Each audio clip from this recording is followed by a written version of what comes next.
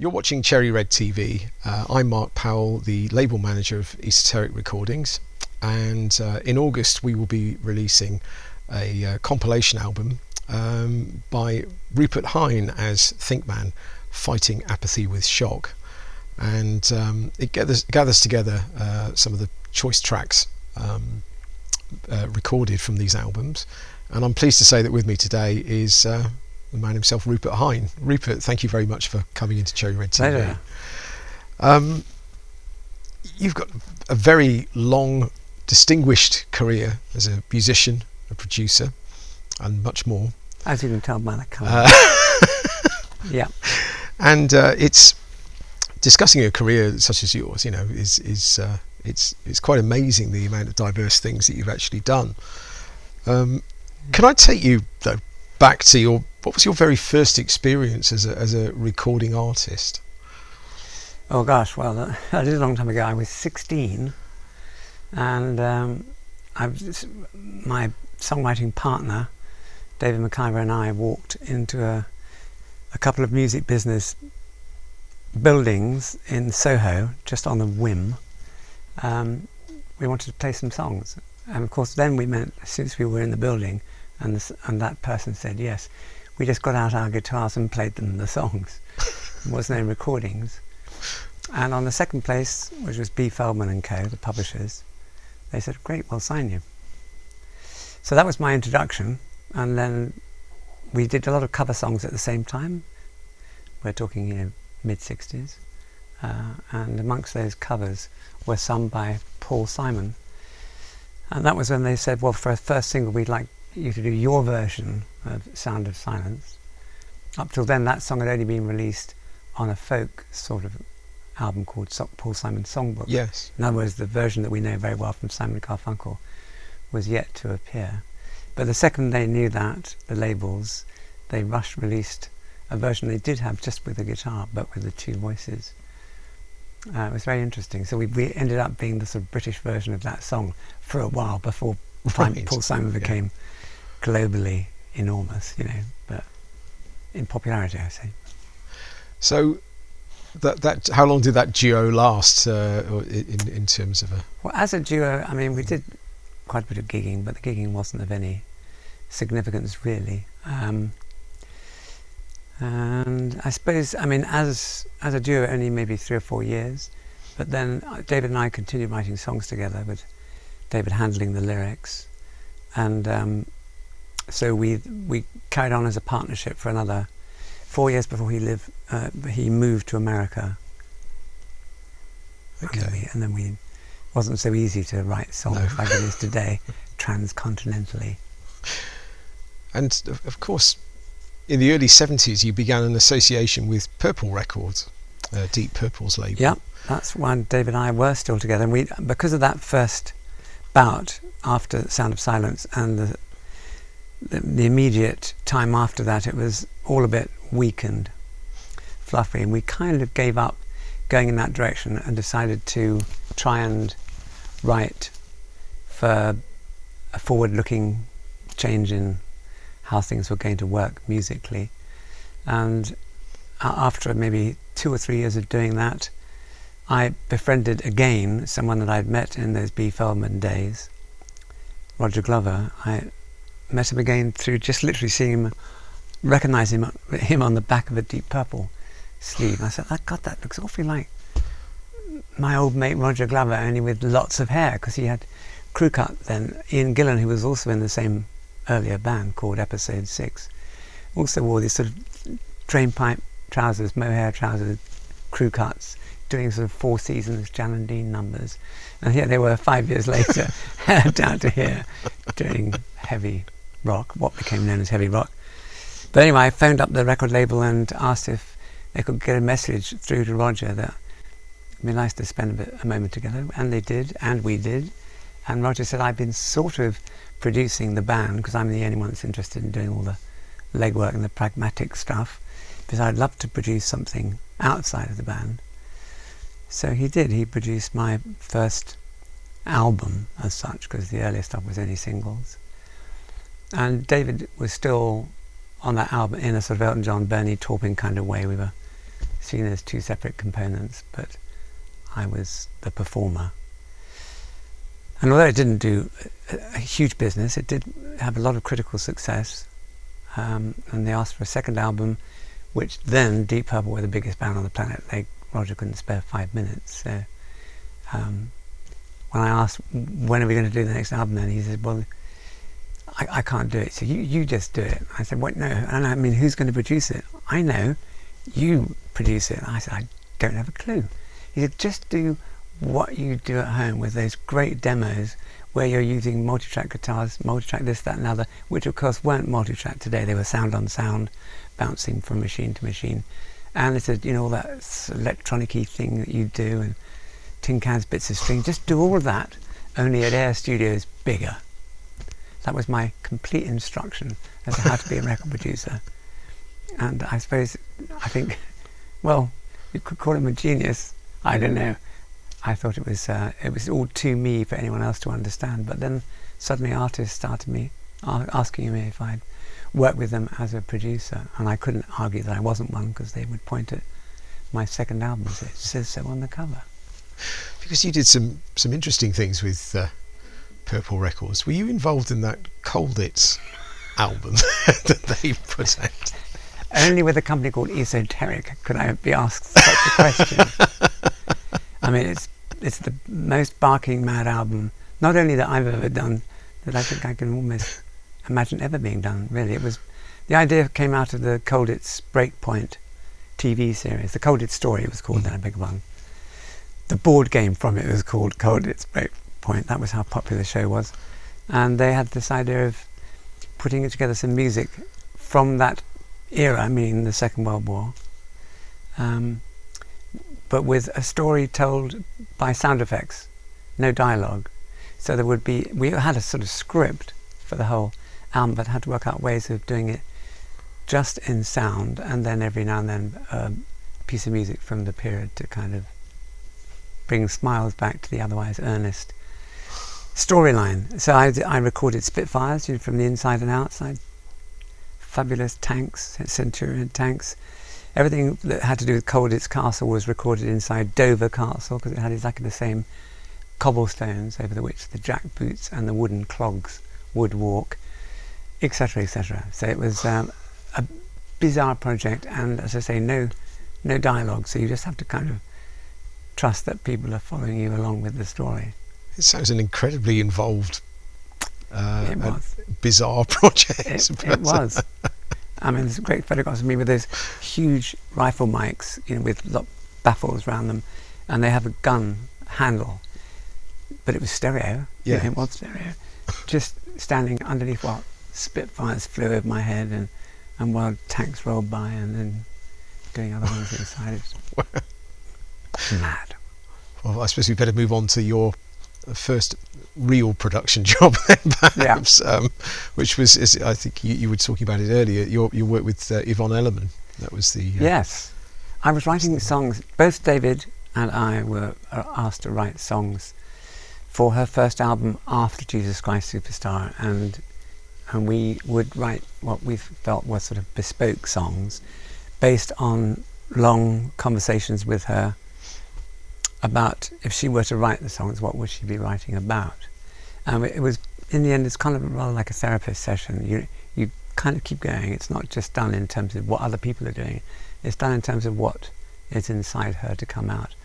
And she was just very, very keen. She was only, barely 21, I think. She'd started with Jesus Christ Superstar as Mary Magdalene when she was 17. She just wanted to get a shot of this sort of quasi sort of religious thing. She wanted to do things that were really funky, naughty, raunchy. And she had lots of these little fantasies, and we wrote songs mostly about her fantasies, but very much born out of, let's call them, interviews with her. Right. She had a very food fetishistic thing, and so the first song on the album is called Casserole Me Over, which is literally about engaging with food in every way possible, physically, and I mean, quite saucy really for the time. And she had lesbian fantasies. She wasn't lesbian, but she had all kinds of fantasies involved. That ended up being called, for reasons you'd have to go and hear, Muesli Dreams, or Moisley Dreams, depending on your pronunciation. And in there was a cover. She wanted to do a version of I Can't Explain. It had always been one of her favourite songs by The Who. And I had the cheek on my first proper production to call him up. I got his number. I mean, he didn't live in country mansions and all that then. He lived around the corner in Soho, and we were recording at Oxford Circus. I got his number, and he answered the phone, and I just said, you don't know me, but I'm just about to record one of your songs. I'd love to have you play guitar on it. Now, I definitely expected, as you might, you and how many other 100 people, but why? Not at all. He said, where are you doing? I said, down the corner at Ayers Studios with Yvonne Elliman, who did play Mary Magdalene and blah, blah, blah. Yeah, okay. When? Really? I said, Friday? Yeah, all right.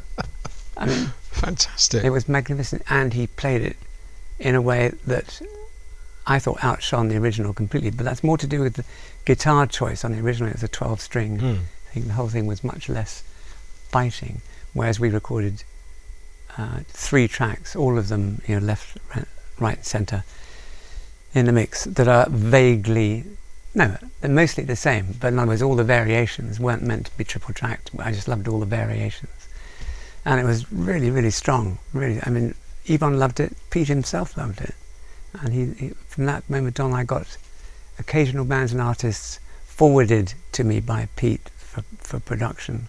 Really? Interests. It was very nice. Oh, fantastic. Nice beginning. Absolutely. Another album we were talking about just prior to starting this was the Kevin Ayers album, The Confessions of Dr. Dream. Ah, yes. How did you get involved with Kevin as a producer? It was the management, Andrew Blackhill and Peter, who actually I saw, Peter Jenner. Yes. Who I saw just 3 days ago, having not seen him for ages. Right. And we immediately talked about that album because it was another significant point for me. I've been such a fan of Kevin Ayers and such a huge fan of that first Soft Machine album. Not when it got more and more jazzy, I was less keen, but that first album was very kind of rather like Pink Floyd's first record with Syd Barrett. It had that lovely psychedelic, unhinged, no worry if you can't follow this kind of methodology. It was just lovely. In that sense, it was really jazz. I mean, it was very improvised, but it was still sort of vaguely songs. You wouldn't really call them pop songs, but there were, and some great moods in it. And I just said, I'd love to do that with you, Kevin, especially if we can record Why Are We Sleeping again, because I said that was on that first Soft Machine album, and already Soft Machine had gone on to do different things, and Kevin had long gone, but he still kept playing that song in his own set. So he said, sure, let's do that. And that's my favourite track on that record. It's incredibly dynamic, lots of very adventurous stuff, but never too much, just harnessed. No, it's definitely, I think, my favourite version of that song, actually, on that record. It begins with a blessing, yes, and ends with a curse, making life easy by making it worse. No, what a great opening. Wonderful album as well. Yeah. And soon after that, you had another band yourself, Quantum Jump. Yes, you have got the chronology very right there, Mark. I quite often get things muddled up these days. It did start pretty soon after that. In fact, yes, John Perry and Mark Warner, who played on both the Yvonne Elliman album and on Kevin Ayers' album, became 2 of the 4 players, along with myself and Trevor Morace, to form Quantum Jump. And Quantum Jump was an effort to do jazz rock / jazz funk, but around what we still felt, or what I still felt, were songs. Again, maybe not pop songs, but leaning towards pop songs, but in the best sense, pop songs in that 60s sense, which became an 80s sense as well.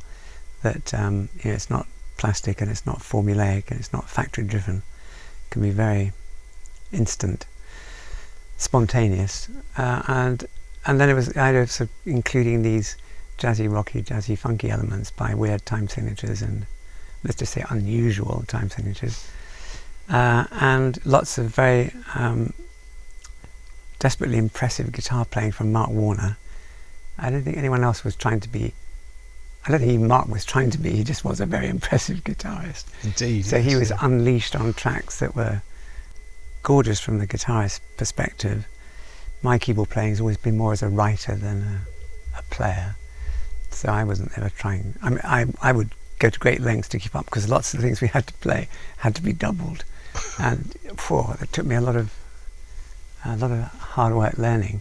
I'm sure it did me good. I can imagine. Yeah, I'm thinking of No American Starship for a start. It's the solo on that.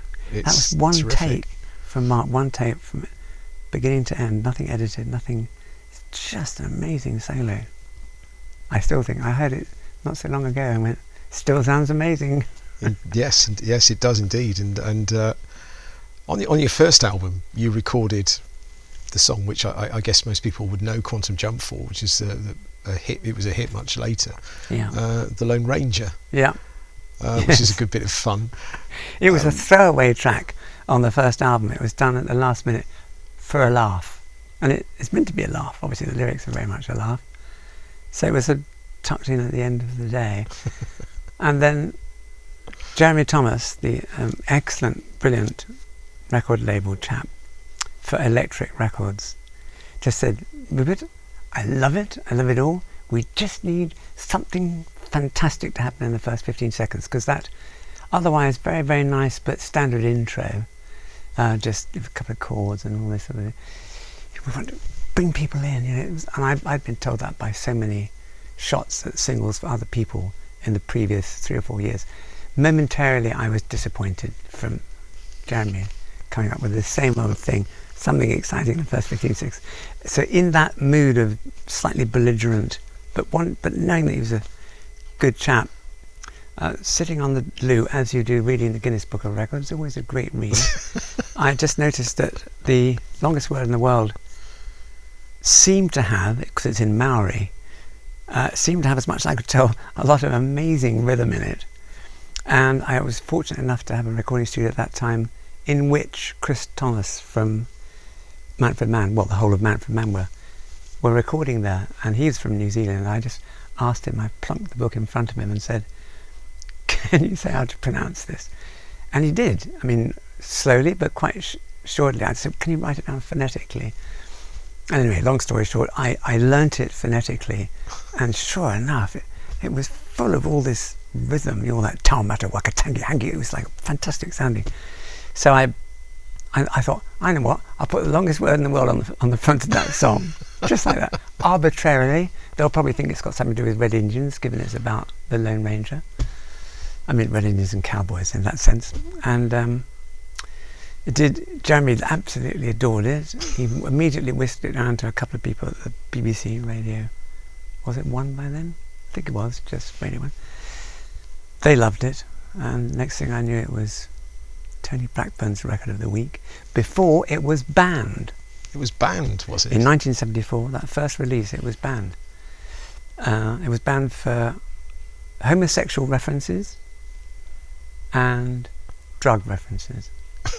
Maybe Maskman, he puffed, try it on with Early Tonto. That is not a phrase you'd ever hear today. No. But back in those days, it was meant lovingly and with character. He smoked pipe of peace with Tonto, put his mask on, back to fronto. That was deemed to be, well, they must be smoking marijuana, surely. It's a pipe of peace. So they banned it, the BBC.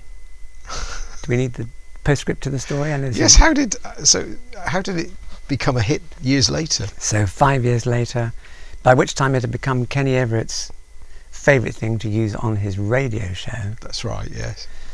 And he was just about to go to the TV show that he became legendarily famous for. And in that axis, that little window, Jeremy asked if I could remix it. That original version sped up all the way through in a very live, honest kind of way. Yes. But by 1979, the sort of the disco repetition had ironed out things like tempo differences completely. It was very taboo. So I went in and, by a very, very long and involved way, managed to get it all, by using the original tape still, all the instrumental side of it, I managed to get it all together from the first verse, repeated. I just moved the guitar parts that Mark had done and other things, and then added a sort of fistful of dollars, slightly Italian soundtrack for a cowboy western elements, all what you think would be a terrible mashup, but it was good fun, and the humour in the song was made perhaps more obvious. And what a sign of the times. Between 1974 and 1979, nobody talked of a ban in 79. Nobody raised an eyebrow to anything. And we went all the way up to number 3 in the top 10, stopped by Ring My Bell, I remember. Was it? Yeah. Yes, I remember a few appearances on Top of the Pops. Yes, yeah, I did indeed. It's my only time on that sort of pop telly, probably just as well. Really? Is this the only time you've been on Top of the Pops? As myself, yes. I've played with others sometimes. But you were talking about the tempo changes. How on earth did you cope with that in the days of analogue? Just as I said, by repeating the first verse.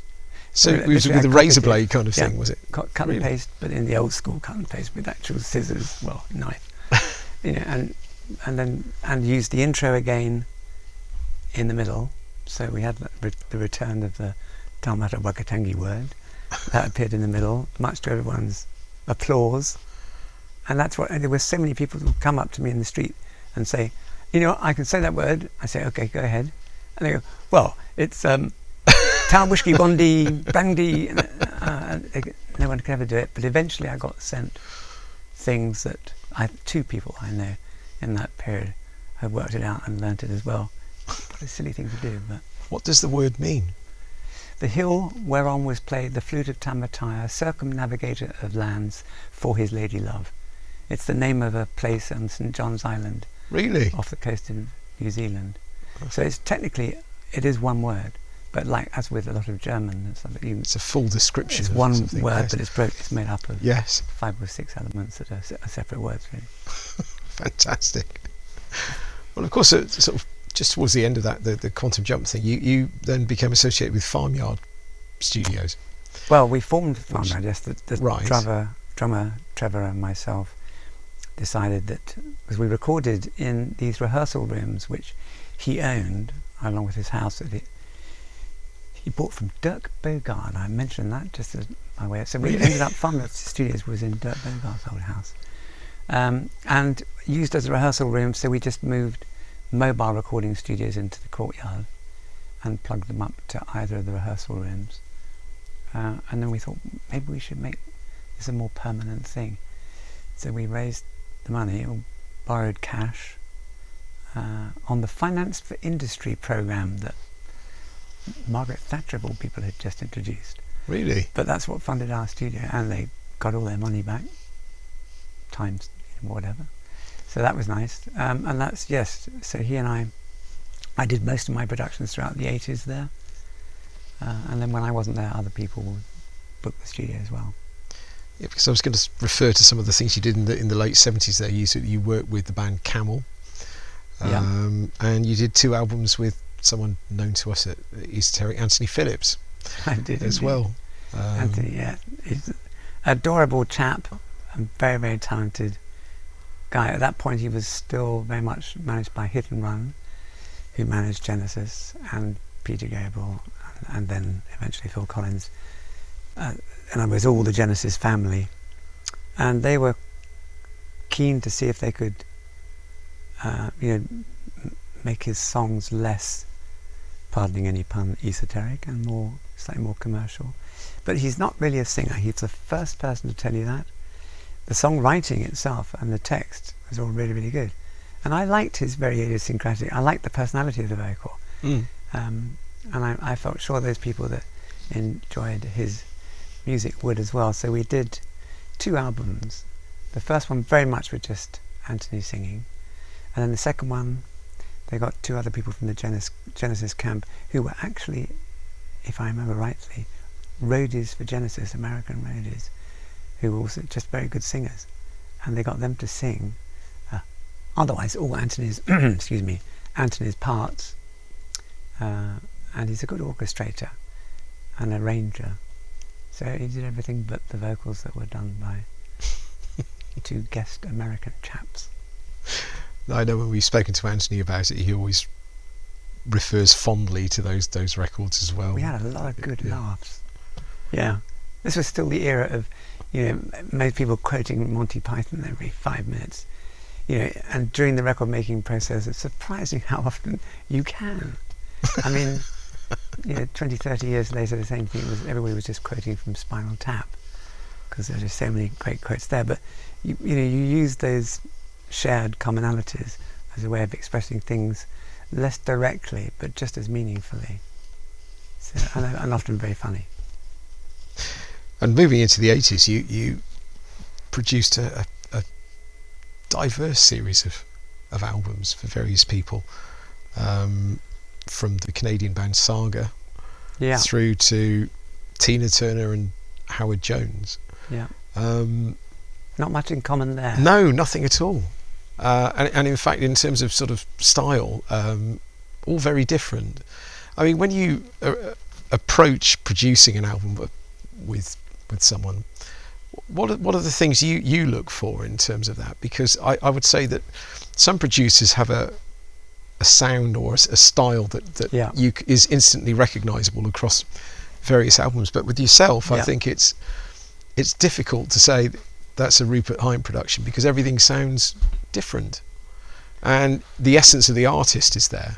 How do you approach something like that? For example, when you were asked to work with Tina Turner, how did you approach the stuff you did on Private Dancer? Everyone completely differently. I mean, it's a very complimentary view you've just given, partly because I always had a great dislike for the idea that a producer would come with a built-in sound, because then you would be, as an artist, fed into that conveyor belt, popped out the other end, having been glossed up, or whatever the appropriate adjective was, by that producer. I always treated it much more, we've mentioned the term already, like a therapist. In other words, what is this artist trying to say? And say with each individual song, how is he wanting to change the way the audience feels 4 minutes later? This became a phrase I would use a lot, so not particularly knowingly at first, but meaning that's the essence of it. If we're going to spend X amount of weeks or months making a record, and you're going to tell me that as far as this one song we're working on now is, you don't know how you want the audience to feel at the end of 4 minutes. Music is all about feeling. There's intellectual comprehension from the text and everything, but music ultimately is all about feeling and what it means to you, the listener. So if I could get a handle on that, then we could really conjure something up, and I will maybe be as surprised as hopefully you might be, Mr. Artist. We can fashion something up together that will be more you than anything you may have done before, and certainly more you than anything I've ever done before. So that approach was used consistently and could therefore be applied to any kind of music, completely obviously by definition. And that sense of the new all the time was what drove me forward and what made it always a very passionate act. I always loved it because we were just creating something new for them and for me. And that's still been true, I think, all the way through. I never really fell back. Occasionally, some artist would ask me to produce him in the way of another artist that I'd produced. And I always turned them down, which was very dispiriting for them, but I said, well, no, because then it'll be a second-rate version of what I did for them. Probably. Or at least a carbon copy, at best. Either way, not very exciting for either of us, surely. No, it's interesting, I think, because, as I say, some producers are very much would go for the easy option. It is an easy option, you develop a technique. I mean, I've got nothing against the people that do that, people that do it very, very well, like Mutt Lang is a great example. There was a Mutt Lang a way of doing it, and you had to fit every single way you do it.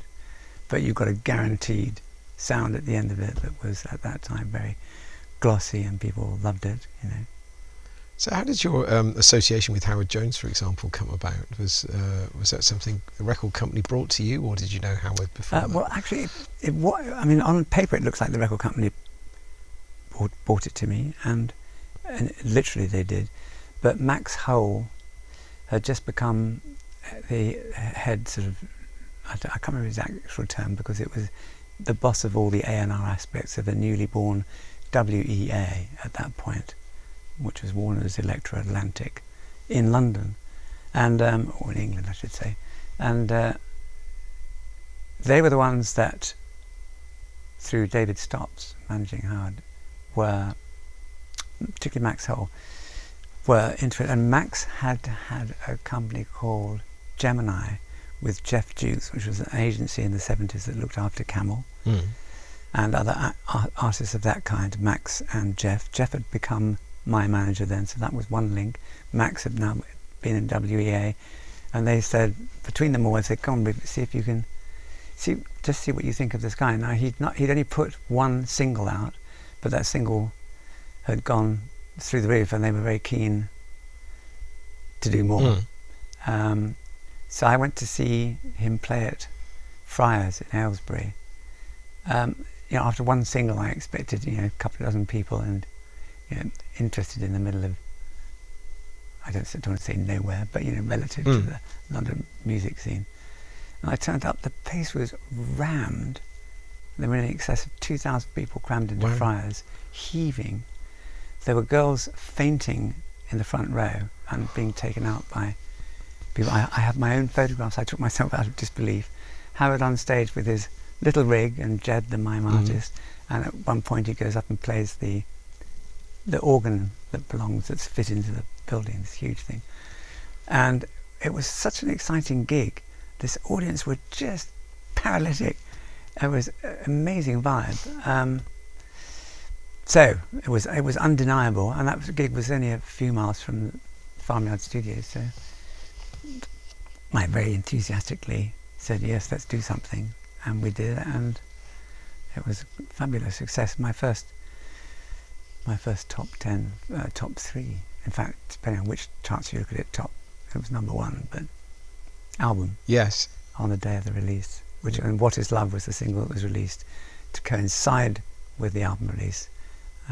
New Song had been the hit a few months earlier, which Colin Thurston had done. But and you went on to do another album with we did, and technically 4 albums altogether, but 2 of them were remixes, dance remixes, elongated dance remixes, which were great fun.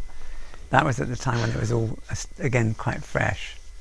It got a bit boring later on because it became an expected thing to do. Yes. As singles, but at that point we were having great fun doing it. And Howard, brilliant artist, still is a magnificent artist, such a great writer. Really is. I'm as big a fan of him now as I've ever been. And so you went from Howard then soon after to do Tina Turner's Private Dancer.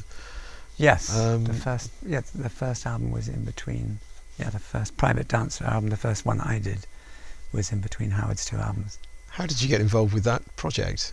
That was Roger Davis, her manager, who I'd produced a band called the Fixx during this time. That's right. The Fixx sadly mean nothing here in England. They are an English band that went through the roof, became my first top 10 albums in America. They all did. I did 4 with them. Hugely successful. And Tina loved the Fixx. Roger Davis knew that I was a producer who was also a songwriter, and that perhaps I could furnish some songs for the record. Yes. Which I did. So in the end, there were 4 of us all together involved on that album that recorded and wrote 2 or 3 albums each. 2 or 3 songs, sorry. And that was great fun to do, and she's brilliant. That was my first experience of someone who's never been topped in my 150 albums in terms of doing a first take vocal from top to toe, not patching in a single note or syllable, and only on the first time I recorded her did I ask for a second take, just because it was one of my own songs. I heard it back at such a full force. Yes. Yeah. I was just, I'd been attacked in a delightful way, but then I thought, wait a minute, I'm the producer, I'm supposed to be really responsible, and what if there's a technical... Tina, just in case there's a technical thing, I leaned forward on the thing. Would it be possible to have another take? And she said, of course. And she sort of backed off, and I got a second take. And the amazing thing was, it was almost as good. I mean, Really? It was at such a high level, but of course, the word to be underlined there is almost. So many tracks later, she and I had a conversation about this, just about how you can put so much into a one-take performance. And it was such a obvious, elegant answer. She said, well, I've played in front of 400,000 people in Sao Paulo now, and done some of the biggest audiences in the world. She wasn't saying that puffy-chestedly. She was saying, when you go up to a microphone in front of that many people to sing a song, boy, you better be absolutely on the money, because you're not going to go halfway through the second verse. Hang on, everybody. We're just going to back up. We're going to pick up the beginning of this verse. I hope you guys won't mind. Made a bit of a fluff there. You're not going to do that. So she said, in the studio, I do the same thing. Fantastic. Which is why she would always stand back away from the mic. And she'd be doing this little sort of warm-up thing, not very obviously physically, but you could see her going through the paces, and then she'd walk up to the mic, and it was unleashed. And it was so focused, you know, with drama, with passion, with humour, whatever the song required, down to a T. And she would rehearse for days or weeks in advance with a backing track that I would give her, which she'd play in the car, and she'd sing along with it in the car. Really? Until it became, as she would put it, her song. And then she'd call me up out of the blue. She said, Rupert, it's my song now. And you'd know it's like, fire engines, get them all out quick, get her in here. Now, not that it had to be that urgent, but it was that exciting.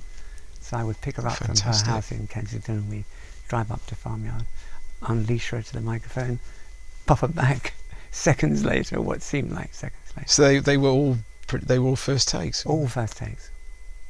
Just astounding. That's incredible. It is incredible. It's still incredible to this day. And done just as a continual performance, no dropping in or anything at all. Fantastic. Absolutely none. So the reason the second tape was a bit under is because everything had gone into that first performance. So in a concert, you wouldn't say immediately, yes, you've got such applause, oh, okay, I'll do that one again for you. You wouldn't. And everything's just focused. Amazing. What a fantastic approach. As you approach. can tell, I'm still as impressed as I've ever been. No, that's a very impressive approach to singing and recording, I must admit. Yeah. And of course, whilst you were having the production success, I mean, just prior to this, you did 3 fantastically innovative solo albums. Well, thank you. And no, I think, bizarrely, you know, failing to gain, I think, the commercial success that they deserved. Although critically, I know many musicians who rate them very highly indeed. They were immensely helpful. I mean, particularly the first of the 3 on A&M at that time, which was my collaborator on the project, Stephen W. Taylor. On the face of it, the engineer, and I was the artist / producer, but we really worked as a production team. And he took care of everything to do with the board. And the more he did that I didn't understand as a producer, the more I loved not understanding it, because that brought me some of the very early magic back. You know, I wouldn't rush up to him and say, how did you get that effect? What are you doing to my voice right now? Or what are you doing to this? I wouldn't. I just wallow in the fact that I didn't really know. And I'm supposed to be one who knows all about that, but I like the not knowing. And the whole thing was, we never did anything on that album, either of us. It was done, it was set as a, what's the word? Not a template, but not instructions, but let's call it a manual, that we cannot do anything that we've done before on the making of each song and each part of this album. So if I wanted to record the bass drum, he doesn't just immediately go for a D12 because that's his favourite. That's the one mic he can't use. So you've got to use something inappropriate and figure out how to make it work. With all the instrumentation and all the choices of instruments, on this song you can really hear a muted gung gung gung gung gung guitar thing. Okay, so that's the one thing we can't use then. How are we going to? In the end, I used that by pushing my fingers against the strings of a piano, and hitting the piano keys. But by doing that, you can suddenly find that you move your fingers, and of course it goes wong, wong, wong, wong, wong, wong, wong. You can affect the harmonics. Suddenly these limitations, each one becomes a fantastic new thing, and that was happening all the way through. We did an incredibly complicated album in 5 weeks, doing things that we'd never done before, making it up as we went along, purposely in a way we'd never done before. And in terms of actually sort of playing that live, I mean, I know you did some television things in which I've seen in, I think, in Sweden. I think there's some. Yeah, and France we did, and a bit in Italy, a bit around Europe. But yeah, it was tricky because there wasn't what we were effectively. I was using lots of things that weren't instruments, that were all just things you could knock or hiss or scrape or and making them musical. So later on, that was called sampling, and there were devices to do this. At that point, there wasn't. There were. Back to those tin cans and bits of string that Roger talked about. There were ways where you, and I'm Not in Love, the wonderful tape loops that we used on that with 10cc. That's prior to sampling. That was so easy theoretically to do a few years later. But at that time, they made up essentially tape loops. So each time you raised a fader, it was a different note on it. So you'd be playing the faders of the console as if it were a keyboard. And I was doing the same things with rhythm, melody, with all there was the odd instrument in there. I used the piano quite a bit, but not often sounding like a straight piano. It was used as a great device, and that made electronic things happen in ways that people didn't understand. So lots of other artists loved the fact they couldn't understand what the hell I was up to, but they loved the effect. And I was asked, therefore, to produce a whole lot of people off the back of those albums, including Rush much later, but a lot of different artists.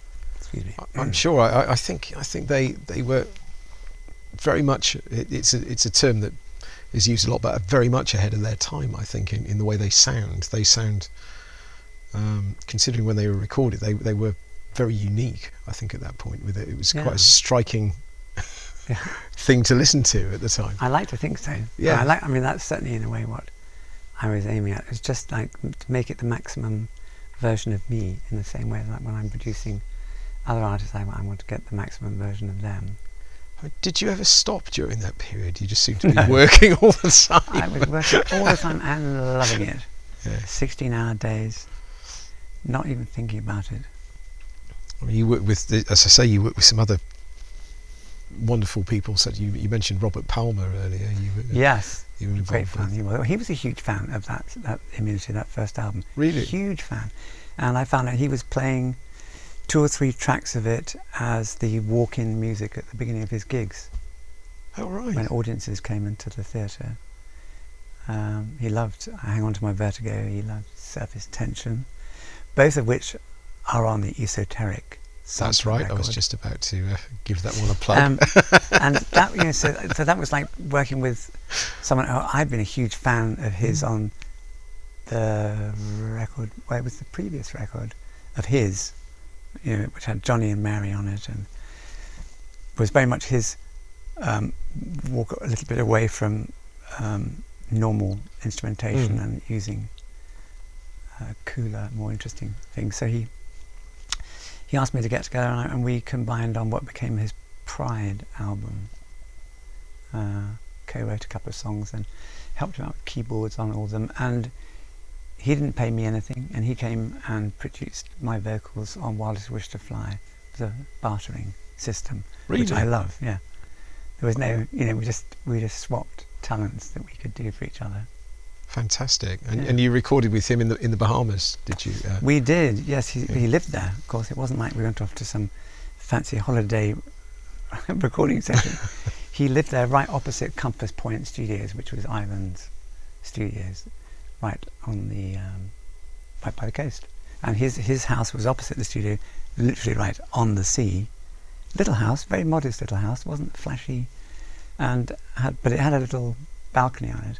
So in the morning we'd wake up, because I was staying there with him, and we'd sit on the balcony, and he said, let's go for a swim. And we'd just flop over his balcony into the water, take out his little glass-bottom boat, Oh, fantastic. Just a little thing. These are all I don't want them to sound grand, but pop people, these weren't. And we went out and he fished for lobster, which we would then eat. Well, I wouldn't, but a bit too much of a veggie, but it was great fun doing it. And then he wouldn't start working until about 6 the evening. I mean, and then he'd say, well, actually, there's no point in doing this now. Let's just have dinner. So we have dinner. We started about 9, but then we go from 9 till 3, working really hard, just almost maniacally. And we'd sleep and do that same cycle again. And how long were you working in the Bahamas with him for, roughly? I don't even remember now. Was it? But it wasn't that long because we did quite a bit more. He came over to England and we carried on doing it at Farmyard. So it was probably no more than 4 weeks, maybe 5 weeks. And I did a bit of work with Tom Tom Club while I was there because they lived in the same part as well. Yeah. And some others. And some other Sindri island people.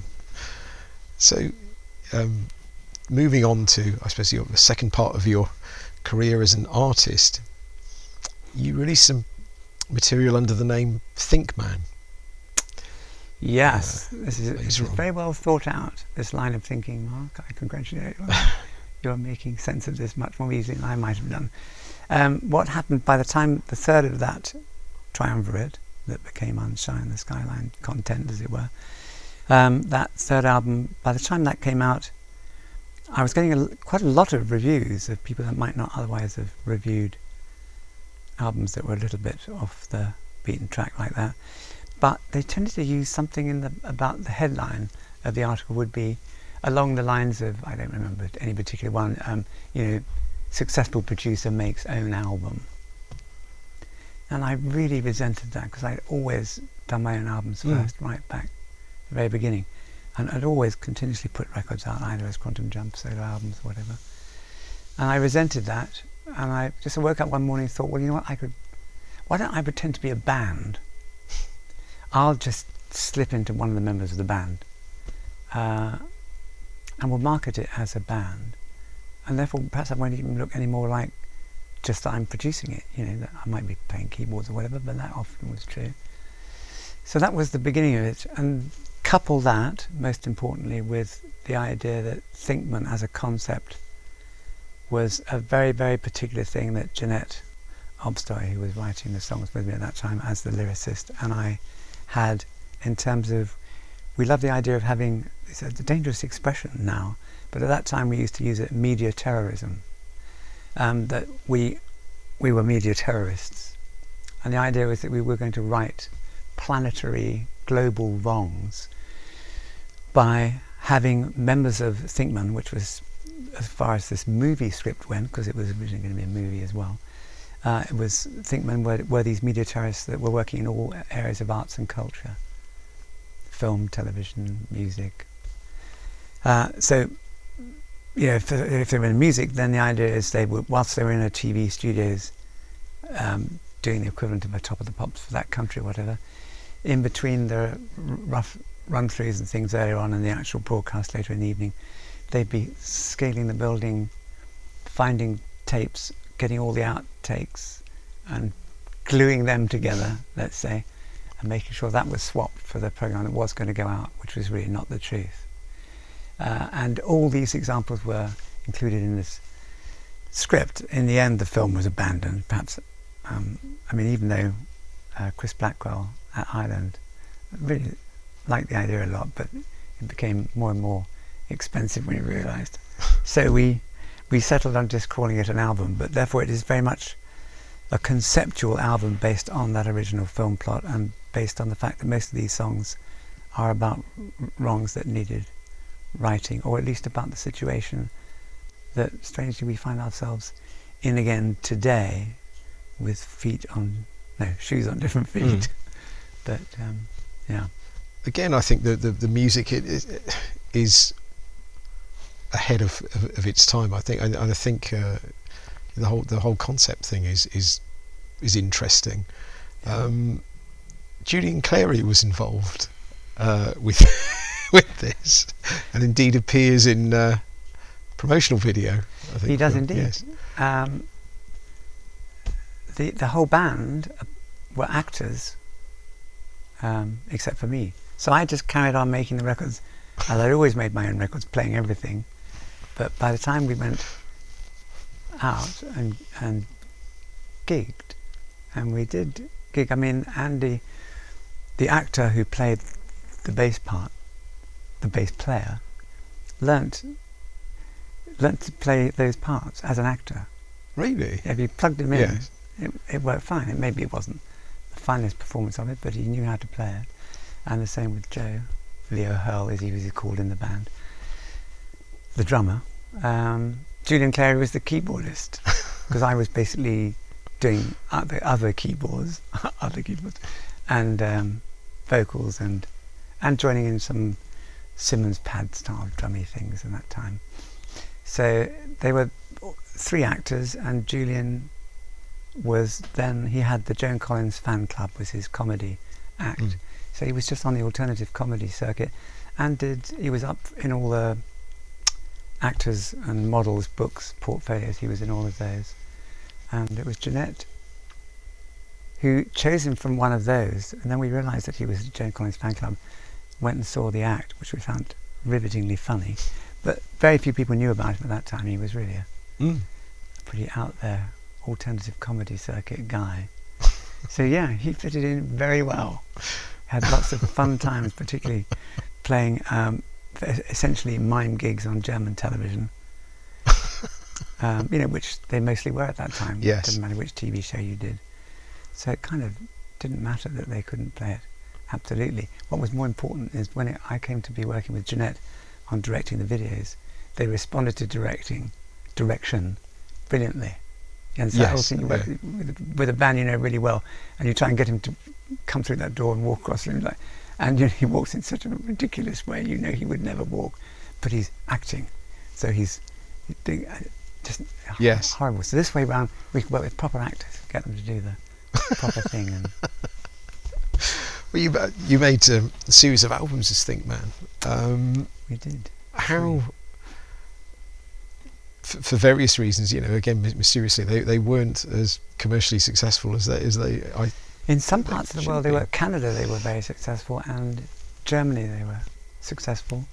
Scandinavia also was pretty good, but Scandinavia really liked the 3 solo records before, and because in a way I was trying to make the records sound a bit more like a band. In other words, I wasn't doing all the clever, weird sound things. I was actually going back to what could loosely be described as a pop or rock instrumentation. So I was purposely moving away from that, and that was a sort of a change for me, rather than trying to continue something which felt like I'd done that. So it was fun doing that, and I worked Jamie West Oram from the Fixx again. It's a shame always when I'm talking about the Fixx here in England, nobody really knows who you're talking about, but in America they were so huge. For an English band, I blame the NME. Really? New Music Express, not just with us, but hated English bands being successful in America first. Immediately, it's like pulled the rug from underneath you. So we don't like that. Yes, and that was it. That was it. And that was it. You were just ignored. No, it's yes. I think in Naked those Eyes days, at the same time. Yes, same thing happened. Huge in America. We don't think of them here at all. No, it's. I think the music press in those days was perhaps a bit more sort of sneery than it is now. I think. Definitely. I think today people are much more open-minded about music in general. And a lot of their reasoning for that sneering, I approved of tremendously. It's just they weren't really clear in their own minds where that window should really exist and who was close to it but not in it. When looking back on those Thinkman recordings now, how do you view them? The first one, the Formula, is by far my favourite, and I think the majority of the tracks, or well, maybe not the majority, but a good chunk of the tracks on this new compilation are gleaned from there, because that was the original concept, and all those conceptual songs are there, as meaningful, I think, now as they were then, in some ways even more, which is nicely reassuring. Well, on one level. On a personal level, as far as the planet goes, I'm not so much sure. But and the second album, Life is a Full-Time Occupation, there's 2 or 3 tracks from there, but already there was I was surprised that we were asked to do a second Thinkman album, because it was a concept album. So, you know, either you've got to view that as an episode in a longer story, which was kind of tricky, because we said pretty much everything we wanted to say in that group of songs, but I managed to eke it out, more than eke it out, the 2 tracks from there, or 3 maybe it is, that's on this compilation I really, really like. But the ones in between tended to show more an interest in doing sort of music that I liked to listen to at that time.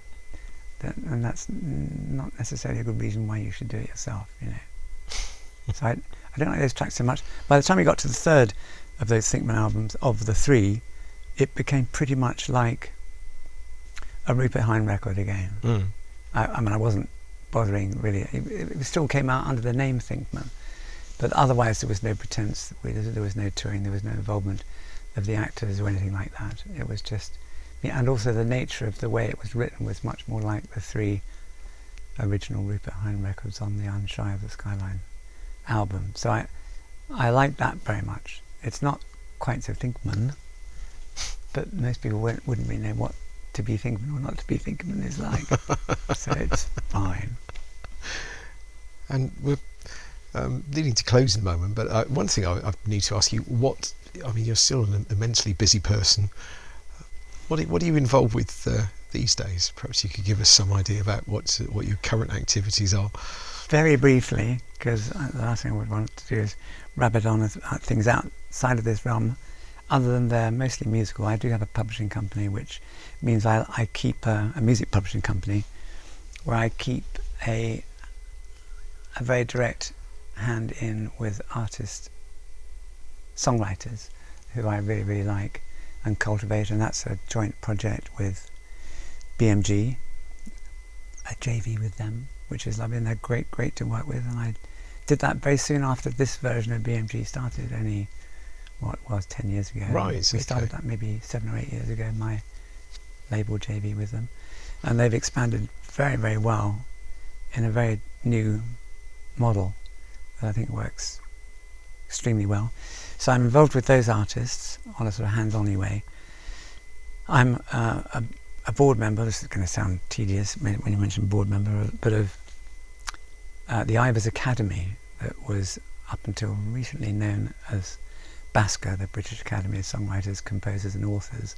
So that's the body that represents all songwriters in the UK, and composers and authors, as the name implies. But we just decided that it's too long-winded a name, and everybody knows this from the Ivor Novello Awards, which are the biggest award, I was going to say show, I mean it is, but award system, that only awards songwriters. We're not there to, award performers. I mean, obviously with an Ed Sheeran or an Adele, you can have the 2 in the same package, and they get their fair share of awards. Yes. Like that. But it's as much for all the, pardoning the pun, unsung components of those songs, that sit in the back writing all the songs for these artists who wouldn't be able to write at that level without them. It's a tremendous organisation. I'm as lively a part of that as I can be, and it's been reborn in the last year or 2. It's a much stronger, more pointed front end, active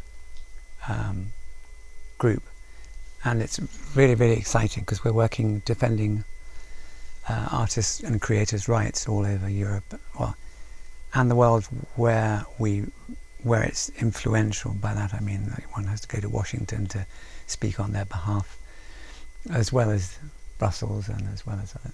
So that's very much as a spokesman for songwriters and creators generally. And then thirdly and finally, I have a tech company that I've been building for the last 7 years with Alan Graham, who is a sort of comes out of the Silicon Valley world, but as a tech writer. I mean, he did work a lot in tech as well, but he's known for his writing.